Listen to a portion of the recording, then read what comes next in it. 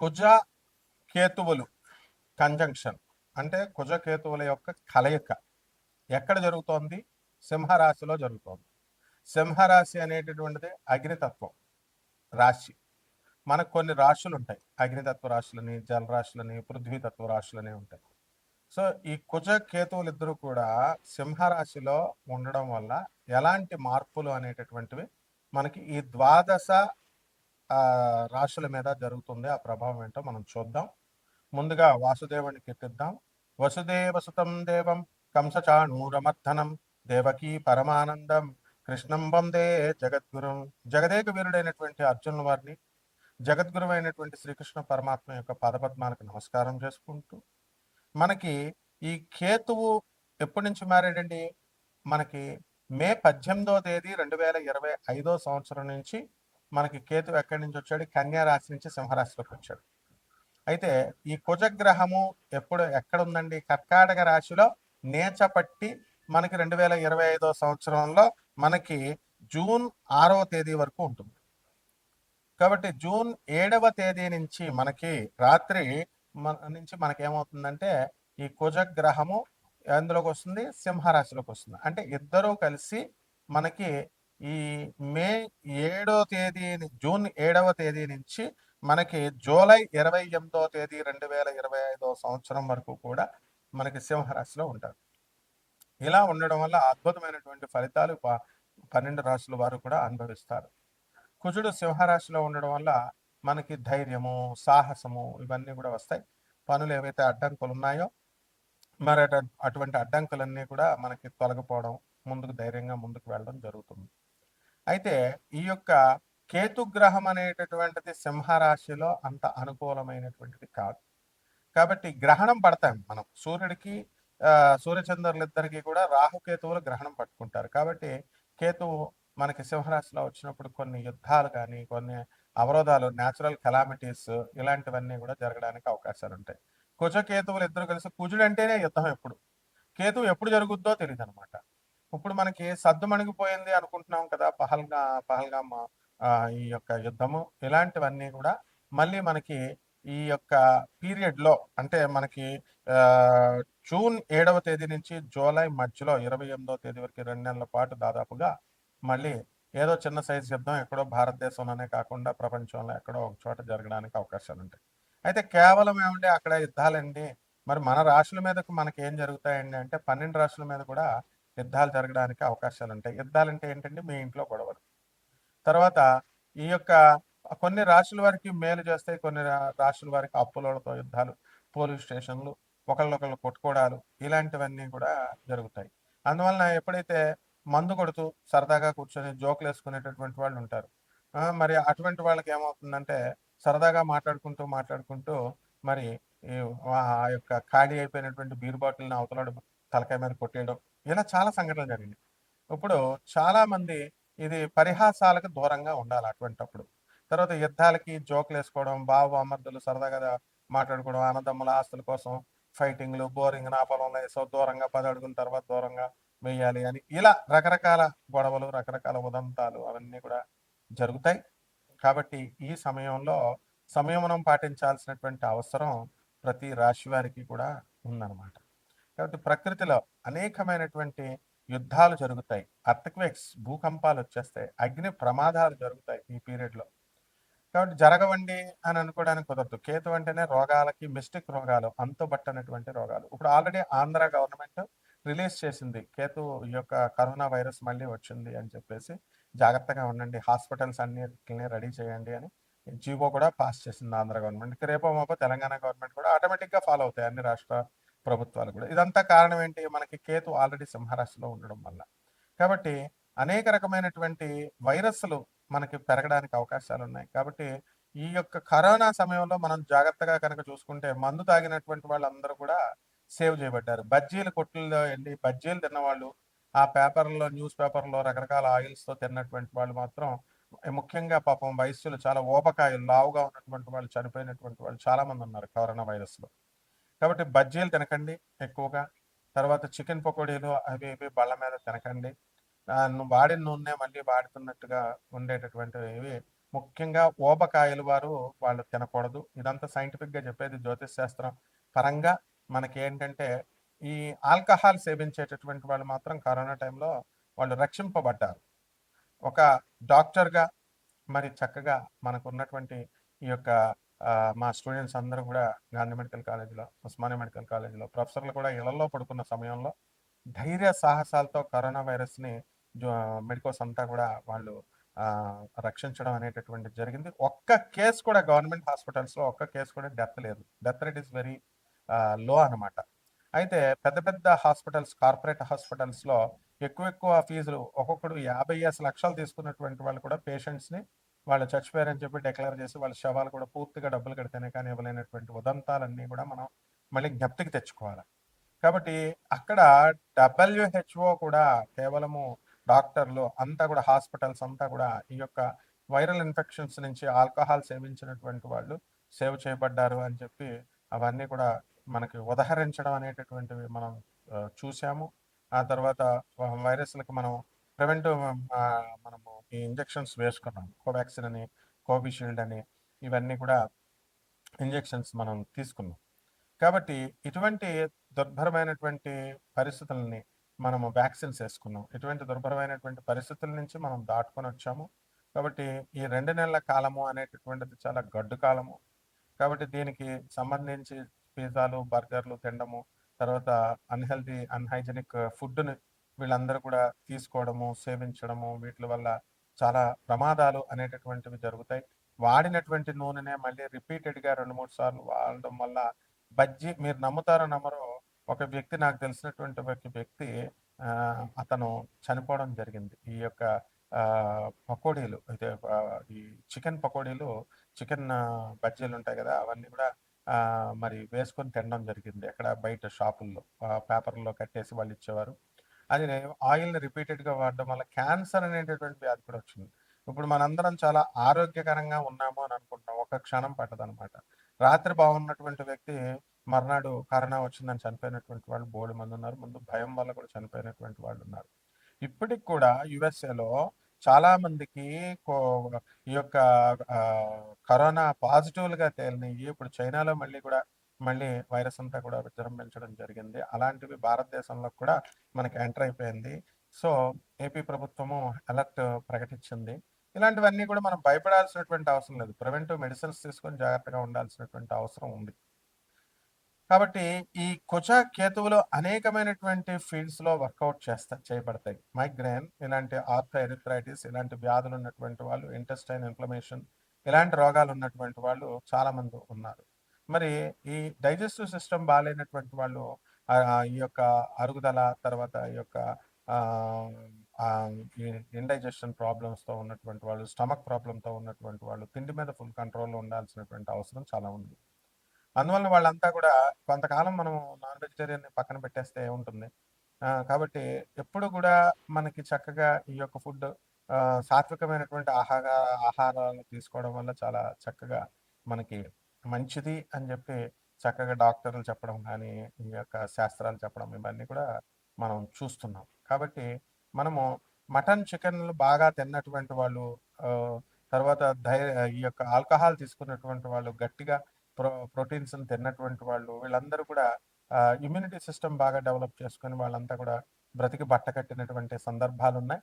అందువలన హాస్పిటల్స్‌లో కూడా వాళ్ళు ఎగ్గనివ్వడము, తర్వాత వాళ్ళు పాలివ్వడము ఇలాంటివన్నీ కూడా గవర్నమెంట్ హాస్పిటల్స్ అన్నీ కూడా ఆ టైంలో ఇవ్వడం జరిగింది.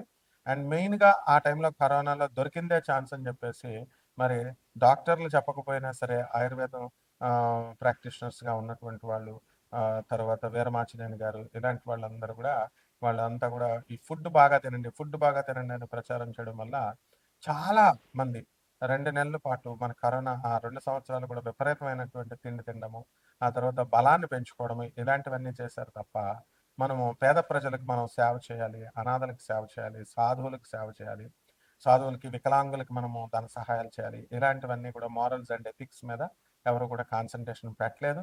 అండ్ ఎప్పుడైతే కరోనాలో మనకి చాలామంది అందరూ కూడా చనిపోవడం జరిగిందో, అటువంటి టైంలో అందరూ కూడా భయపడి కొంత స్పిరిచువల్‌గా మారడం అనేటటువంటిది జరిగింది.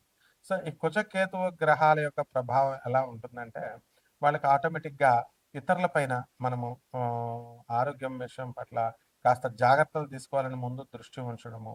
మెయిన్‌గా యుద్ధాలే కాకుండా అంతర్యుద్ధాలు, ఇటువంటి అప్పులోళ్ళ దగ్గర తీసుకున్నటువంటి అప్పులు మనం తీర్చకపోవడము, ఇలాంటి ఆటిల వల్ల కొన్ని గొడవలు జరగడము, ఇలాంటివన్నీ కూడా మనకి జరిగినాయన్నమాట. కాబట్టి ఈ 12 రాశుల వారికి కూడా మనం రకరకాలుగా ఒక్కొక్క రాశి వారికి కొంతమందికి మంచి చేస్తుంది, కొంతమందికి మంచి చేయదు. కొంతమంది హాని చేస్తుంది. ఇవన్నీ కూడా మనం తెలుసుకోవాల్సిందేంటంటే ప్రివెంటివ్‌గా మనం ఉండడం అనేటటువంటిది చేసుకోవాలి. కేవలం ఈ కుజ కేతువులనేటటువంటిది మనకి ఈ యొక్క సింహరాశిలో యుద్ధాలైనా జరుగుతాయండి అంటే, మనకు hijacking the real knowledge and the absolute knowledge and the truth knowledge కూడా దీని యొక్క బాధ్యత ఉంటుంది. దాని యొక్క ప్రభావం ఉంటుంది. ఎవరైతే అబ్సల్యూట్ నాలెడ్జ్ అని మనం చెప్తామో, అటువంటి వాళ్ళు చెప్పేది మనకి ప్రజలకి నిజాలు చెప్తే ఎవరికీ యథార్థవాది, లోక విరోధి అంటారు. అటువంటి వాళ్ళని మనం అపార్థం చేసుకుంటాం. అలాగే మీ బంధువుల్లో కూడా ఎవరైనా మీ శ్రేయస్సు కోరుకొని, మీ స్నేహితుల్లో ఎవరైతే శ్రేయస్సు కోరుకొని వాళ్ళు చెబుతారో, అటువంటి వాళ్ళందరూ కూడా అందరిని కూడా ఇష్టపడరు జనం. ఎవరైతే ఫేక్ ఆస్ట్రాలజర్స్, ఫేక్ పర్సన్స్ మీకు పరిచయమై, ఆర్‌పీ ఉంటుంది, రైస్ పుల్లింగ్ ఉంటుంది, ఇన్ని లక్షల కోట్లొచ్చేస్తుంది, మీరు 3,00,00,000 కట్టండి, 8,00,00,000 కట్టండి అని, లేకపోతే అమెరికాలో బంగారం ఇతర ఫారిన్ కంట్రీస్‌లో బంగారం తక్కువ ధరకొచ్చింది. ఇలాంటివన్నీ కూడా కొనండి మీకు లాభము అనంటే, వీళ్ళు అవతల వాళ్ళు ఎవరో కూడా వీళ్ళకి తెలీదు కానీ, చాలామంది నా శిష్యుల్లో కొంతమంది డబ్బులు వేయడము, కోట్ల రూపాయల్లో వాళ్ళు ఆహ్, ఆహ్, మాయమైపోవడము, తర్వాత ఫోన్‌లు ఎత్తకపోవడము, ఇలాంటివన్నీ చేసి నష్టపోయినటువంటి సందర్భాలున్నాయి.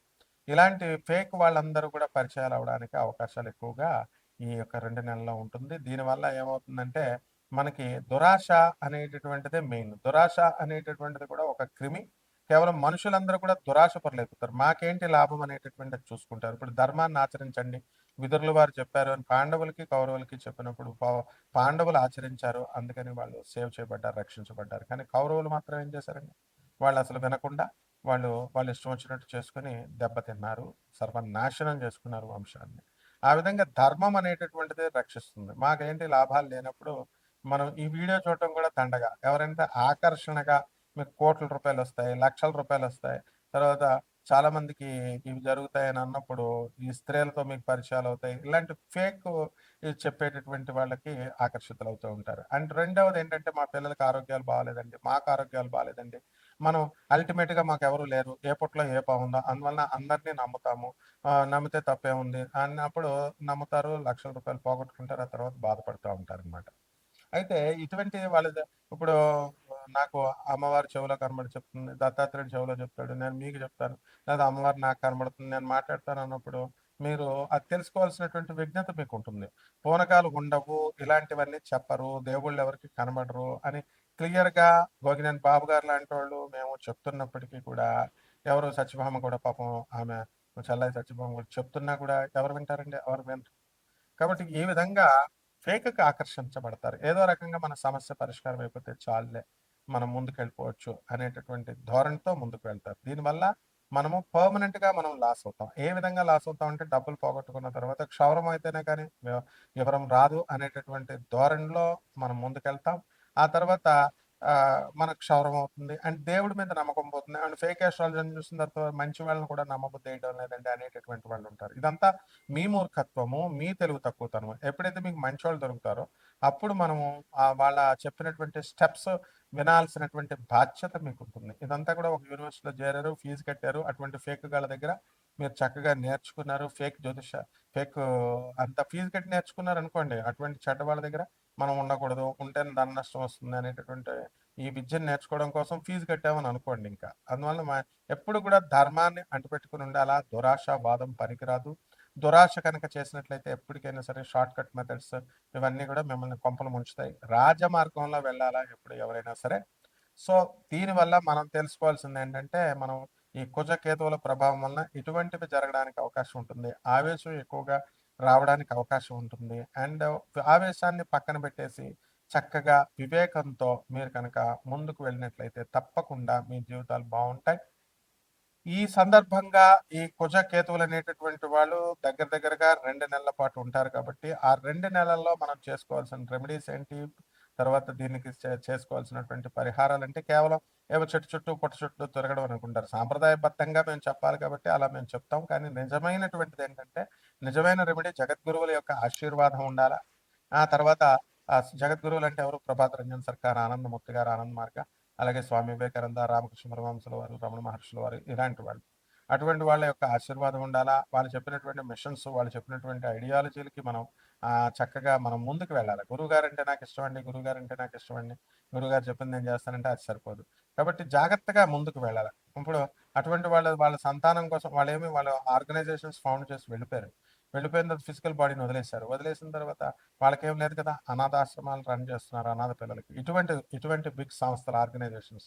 దానివల్ల ఎంతోమంది 40 సంవత్సరాలుగా నేను చూస్తున్నాను ఆనంద్ మార్గాలో, ఆనంద్ మార్గ ఆశ్రమంలో చక్కగా అనాథ పిల్లలు బాబా గారు పెట్టిన తర్వాత, బాబా అంటే ఆనందమూర్తి మా గురువు గారు, ఆనందమూర్తి గారు, ప్రభతరంజన్ సర్కార్ గారు ఆయన అసలు పేరు. సో, స్పిరిచువల్ నేమ్ ఆనందమూర్తి గారు. ఇలాంటి వాళ్ళు చేసిన దానివల్ల ఎంతో వందల మంది మరి ఇలాంటి వాళ్ళంతా కూడా అనాథ పిల్లలు చక్కగా చదువులు పూర్తయినాయి, పెద్దగా ఎదిగారు, పెళ్ళిళ్ళు చేసుకున్నారు, వెళ్ళారు. దీనివల్ల బాబా గారికి ఏమో కలిసొచ్చేది ఏం లేదు కదా! He has left his physical body already. కానీ కొన్ని వందల మందికి ఒక ఐడియాలజీ చూపిచ్చారు. నిజమైనటువంటి గురువులు ఎప్పుడు కూడా అలా చూస్తారనమాట. కేవలము వాటర్ బాటిల్స్ సప్లై చేయడము, లేకపోతే వర్కర్స్‌కి దాన్ని మేమేదో ప్రజాసేవ చేసేస్తున్నాం, మేమేదో ఆహ్, ఇచ్చేసేస్తున్నామని ప్రచారం చేసుకుంటే ఏం ఉపయోగాలుండవు. తర్వాత ట్రూ సేవ అనేటటువంటిది ఎప్పుడు కూడా పబ్లిసిటీ ఉండదు. పబ్లిసిటీ ఇప్పుడు ఎమర్ట్ అని Anand Marg universal relief team అని చెప్పేసి ఎంతోమంది మన ఆనంద్ మార్గ్ ఆశ్రమము, నేను ఇంటర్నేషనల్ కోఆర్డినేటర్ దానికి ఎంతోమంది ఇల్లులు తుఫాన్లో పోయినటువంటి వాళ్ళు, భూకంపాల్లో పోయినటువంటి వాళ్ళందరికీ కూడా మనం ఇల్లు కట్టించడము, ఇవన్నీ కూడా చేయడం జరుగుతుంది. కాబట్టి జాగ్రత్తగా జగద్గురువుల యొక్క ఆశీర్వాదం కనుక ఉన్నట్లయితే బాగుంటుంది. ఇక మేము పూజలు చేస్తాం, హోమాలు చేస్తాం. ఇవన్నీ వేస్ట్ అండి. ఇవన్నీ కూడా వీటి వల్ల ఏమీ ఉపయోగం ఉండదు. కేవలము జగద్గురువుల యొక్క ఆశీర్వాదం వల్ల మనకి ఇవన్నీ కూడా మిగిల్చుకోవచ్చు. ఈ డబ్బులన్నీ కూడా కేవలం మీరు జగద్గురువుల ఆశీర్వాదం ఉండాలంటే మీరు పిసినారులుగా ఉండకూడదు కదా! మీరేం చేయాలా? మీరు ఆహ్, మ అంతా కూడా ఇన్‌కమింగే రావాలా, బయట ఔట్ గోయింగ్ ఉండకూడదని పేదవాళ్ళకి ఎవరిస్తారు మరి? అనాథ పిల్లలకి ఎవరిస్తారు చెప్పండి? సాధు పురుషులకి ఎవరిస్తారు? మీకు ఆశీర్వాదం ఎందుకొస్తుంది? అన్నీ కూడా చాలామంది ఏంటంటే నాన్ కమర్షియల్ యాస్పెక్ట్‌తో మేము చెప్పినప్పటికీ కూడా, రూపాయి కూడా మేము ఖర్చు పెట్టమండి అనంటే, అది మీ తప్పు. అందువల్ల ఇవ్వాల్సింది పేదవాళ్ళకివ్వాలి, అనాథ పిల్లలకివ్వాలి, ఆ తర్వాత వికలాంగులకివ్వాలి, ఆ తర్వాత సత్పురుషులకివ్వాలి. ఇలా చేసుకున్నప్పుడు మాత్రమే మనకి ఈ కుజకేతువుల యొక్క దీని నుంచి మీరు రక్షించబడతారు. కాబట్టి 12 ఈ ద్వాదశ రాశుల వారు విడివిడిగా ఏ రాశి వారు ఏం చేసుకోవాలి, ఎలా ఉంది పరిస్థితి, ఈ గ్రహ మార్పుల వల్ల మనం తెలుసుకుందాం. ఒక్కొక్కటి మనం తెలుసుకుందాం. మేషరాశి. మేషరాశి వారికి ఈ కుజ కేతువుల కలయిక వల్ల ఏం జరుగుతుందంటే, కుటుంబంలో కొన్ని విధాలైనటువంటి పిల్లల వల్ల కాస్త మనశ్శాంతి లోపము ఇలాంటివన్నీ కూడా జరుగుతాయి. సోదరుల యొక్క అభివృద్ధి అనేటటువంటిది అధికంగా జరుగుతుంది. ఆ తర్వాత పిల్లలకి కాస్త అనారోగ్యము, వాళ్ళ నుంచి పేరెంట్స్‌కి కాస్త మనశ్శాంతి లోపం అనేటటువంటిది జరుగుతుంది. మేషరాశి వారు ఆల్రెడీ విదేశాల్లో ఉన్నటువంటి వాళ్ళున్నారు. ఏలినాటి శని జరుగుతుంది మేషరాశి వారికి. దానివల్ల కాస్త మనసంతా కూడా నీరసంగా ఉండడం జరుగుతుంది. ఇక వృత్తి, వ్యాపార, ఉద్యోగ విషయాల్లో రాబడి అధికంగా ఉంటుంది. కాబట్టి కొత్త వ్యాపారాలు స్టార్ట్ చేయాలి అనేటటువంటి ఆలోచనతో ముందుకు వెళ్తారు. అలాగే మా ప్రతి పని కూడా కాస్త మా లేట్‌గా అవ్వడము, ఆ తర్వాత పడక సౌఖ్యము తక్కువగా ఉండడము, ఇలాంటివన్నీ కూడా జరుగుతాయి. వ్యాపారాలు మాత్రం అద్భుతంగా చేస్తారనమాట. మీ మాటలకి అవతల వాళ్ళు మెస్మరైజ్ అవుతారు. కాబట్టి మార్కెటింగ్ ఎగ్జిక్యూటివ్స్, తర్వాత మాటలతో బిజినెస్‌లు చేస్తున్నటువంటి వాళ్ళంతా ఎవరైతే ఉన్నారో అటువంటి వాళ్ళంతా కూడా విజయం సాధించడానికి అవకాశాలు మీకు చాలా ఎక్కువగా ఉన్నాయి. కాబట్టి ఈ రాశి వారంతా కూడా మహిళలంతా కూడా చాలా ట్రాన్స్‌ఫర్స్ కోసం ఎదురు చూస్తున్నటువంటి వాళ్ళున్నారు. అటువంటి వాళ్ళకి ప్రభుత్వ ఉద్యోగాల్లో ఉన్నటువంటి వాళ్ళకి ట్రాన్స్‌ఫర్స్ అనేటటువంటివి జరుగుతాయి. అలాగే ఈ యొక్క రాశి వారికి ఆరోగ్యపరంగా కొన్ని సమస్యలు రావడానికి అవకాశం ఉన్నాయి. ఆర్థరైటిస్, మైగ్రేన్ ఇలాంటి రోగాలు రావడానికి ఉంటాయి. మరి వీళ్ళు చేసుకోవాల్సినటువంటి పరిష్కారాలు ఏంటంటే, మనకి ఏలినాటి శని జరుగుతుంది కాబట్టి శని జపం చేసుకోండి, శని స్తోత్రాలు చదవండి, శనికి కిలోంపావు నల్ల నువ్వుల్ని నల్లని వస్త్రాల నుంచి పేద బ్రాహ్మణులకి శనివారం నాడు ఉదయం 8 గంటలకి దానం చేసుకోండి. అలాగే దశమహావిద్యల్లో ఒకటైనటువంటి మహాకాళి అమ్మవారి యొక్క హోమాన్ని మీ ఇళ్లలో జరిపించుకోవడం ద్వారా అద్భుతమైనటువంటి పరిష్కారం ఉంటుంది. అలాగే రావి చెట్టుకి నీళ్లు పోసుకుంటూ రావి చెట్టు చుట్టూ ఓం శనేశ్వరాయ నమః అంటూ 108 ప్రదక్షిణాలు చేసుకోండి. బ్రహ్మాండంగా ఉంటుంది. శుభమస్తు.